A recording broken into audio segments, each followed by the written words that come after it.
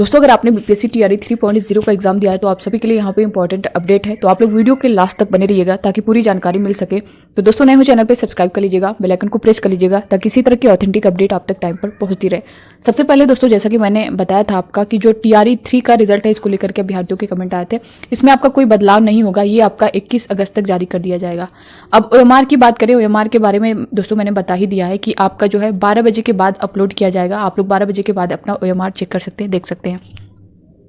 दूसरा जो है दोस्तों आंसर की हो सकता है इसके साथ, नहीं तो 1-2 दिन का जो है आपको डिफरेंस मिल सकता है, नहीं तो इसी के साथ ही जारी कर दिया जाएगा। अब यहाँ पे दोस्तों जो रिजल्ट से पहले काउंसलिंग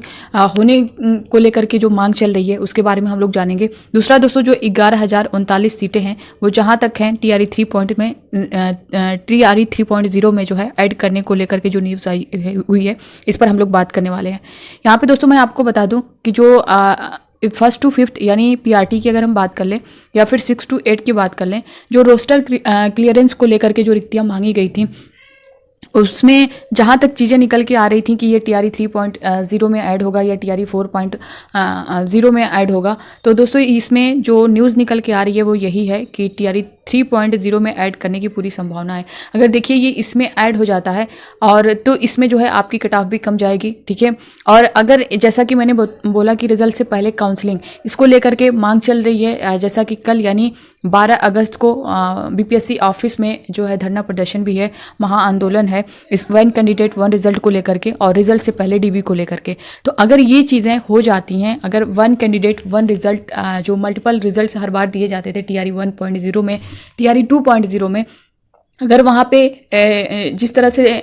इस बार यानी टीआरई 3.0 में यही है कि क्योंकि रिजल्ट अभी आया नहीं है इसलिए अभ्यर्थियों की मांग है कि पहले से अगर वो जो है आंदोलन करते हैं, मांग करते हैं, तो हो सकता है कि इनकी मांग को सुना जाए, क्योंकि रिजल्ट के बाद कोई कुछ कर नहीं पाता है, कुछ नहीं होता है, इसलिए पहले ये सारी चीज़ें की जा रही हैं। टीआरई 1.0 में बहुत से बच्चे ऐसे थे जो योग्य होते हुए भी वहाँ पर नहीं हो पाए, उसी तरह टीआरई 2.0 में भी चला है, बट इसमें जो है अभ्यर्थी अब महाआंदोलन करने वाले हैं। अगर दोस्तों ऐसा होगा तो आपकी एक बहुत से बच्चे 3-3 जो है वर्ग में अप्लाई किए हैं तो वहाँ पे दो सीटें एक बच्चे से मिलेंगी और यहाँ पे बहुत अच्छी खासी सीटें मिलने वाली हैं।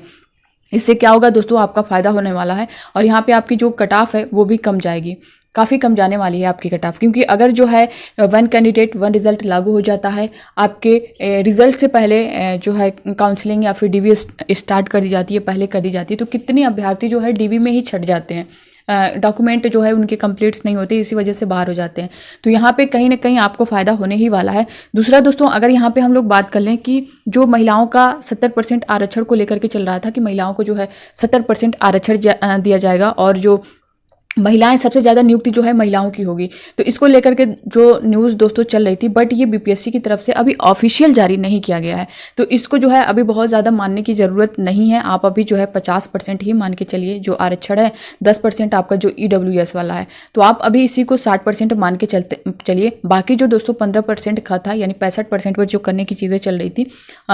तो एससी ने उसे खारिज कर दिया है, आपको पता ही होगा। तो अब जो है 50% पर ही आपका रिजल्ट आने वाला है, तो ये तो कंफर्म है आपका। बाकी दोस्तों जो फीमेल को लेकर के 70% पे था कि फीमेल को 70% आरक्षण दिया जाएगा, सबसे ज़्यादा नियुक्ति जो है फीमेल की होगी, इसको लेकर के मेल जो है काफ़ी जो है एक तरह से कहें कि मेल का 30% अगर देखें तो ये चीज़ें एक तरह से देख ही सकते हैं कि मेल का 30% पे और 70% पे जो सिर्फ महिलाएं हैं, तो ये कहीं ना कहीं अभी जो है ऑफिशियल यानी बीपीएससी की तरफ से कहें कि ऑफिशियल नोटिस के थ्रू नहीं बताया गया है, न्यूज़ के माध्यम से बताया गया है। तो अभी तक जो चीज़ें निकल के आ रही हैं कि 50% पर ही होगा महिलाओं का, ठीक है। तो ये और जो सीटें हैं दोस्तों 11,039 सीटों की अगर हम बात कर लें तो ये ऐसा है कि हर कैटेगरी में जुड़ेगा, ठीक है। सभी जो है कैटेगरी वाइज, चाहे आप जनरल से हो, मेल फीमेल हो या फिर ईबीसी से हो, बीसी से हो, ईडब्ल्यूएस से हो, तो सभी कैटेगरी में ये पूरी सीटें जुड़ने वाली हैं। दूसरा दोस्तों जो वन कैंडिडेट वन रिजल्ट को लेकर के यहाँ पे जो चीज़ें चल रही थी आप देख सकते हैं, ये जो है कल महाआंदोलन है। छात्र नेता दिलीप कुमार जो है, सभी टीचर्स भी शामिल होंगे, आप लोग भी जितने लोग जितनी संख्या में जा सकते हैं आप लोग जा सकते हैं। देख सकते हैं वन कैंडिडेट वन रिजल्ट को लेकर के मांग चल रही है और रिजल्ट से पहले काउंसलिंग की मांग को लेकर जो है आंदोलन हो रहा है। 12 अगस्त 2024 को टाइम आपकी 11-11:30 बजे दी गई है। बीपीएससी ऑफिस जो है एड्रेस दिया गया है वेली रोड पटना। तो आप लोग जो भी अभ्यर्थी जाना चाहते हो, आसपास से हो, तो आप लोग जा सकते हैं, बिल्कुल इस आंदोलन में हिस्सा ले सकते हैं। इससे क्या होगा कि आपका फ़ायदा होने वाला है, चाहे आप मेल हो या फिर फीमेल हो।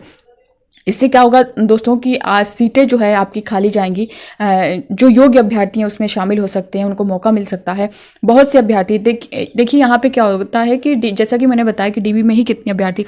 बाहर हो जाते हैं। तो जब बाहर हो जाते हैं तो वो सीटें जो बचती हैं वो इनके द्वारा सप्लीमेंट्री अगर या फिर वेटिंग लिस्ट भी जारी कर दी जाती, तब भी जो है बच्चों का फ़ायदा हो जाता। अगर ये वन कैंडिडेट वन रिजल्ट को लागू कर देते हैं तब तो अच्छी बात है, तो सप्लीमेंट्री रिजल्ट की ज़रूरत ही नहीं पड़ेगी। अगर ये नहीं करेंगे तो फिर इनको जो है सप्लीमेंट्री रिजल्ट या फिर वेटिंग लिस्ट जो है इनकी तरफ से जारी करना ही होगा। क्योंकि TRE 1.0 में अगर आपने देखा होगा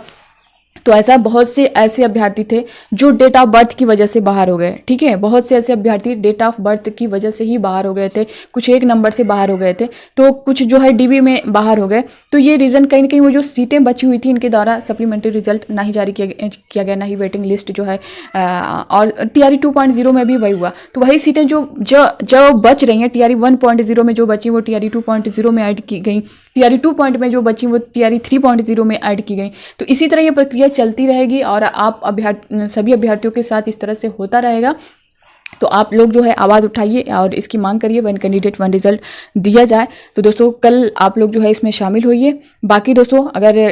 TRE 3.0 में ये सारी चीज़ें हो जाएंगी तो सप्लीमेंट्री रिजल्ट की ज़रूरत ही नहीं पड़ेगी। अगर नहीं होगा तो फिर उसकी भी मांग चलेगी कि सप्लीमेंट्री रिजल्ट को जारी किया जाए, यानी जो सीटें बच रही हैं TRE 3.0 की, जिनमें जो अभ्यर्थी वहाँ पर किसी न किसी वजह से अपना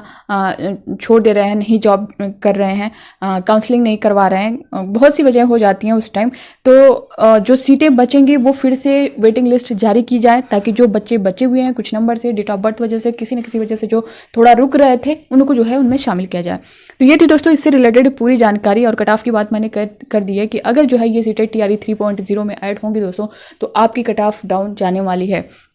तो ये थी इससे रिलेटेड पूरी जानकारी। मिलते हैं अब नेक्स्ट अपडेट के साथ, तब तक के लिए bye bye, take care, thank you.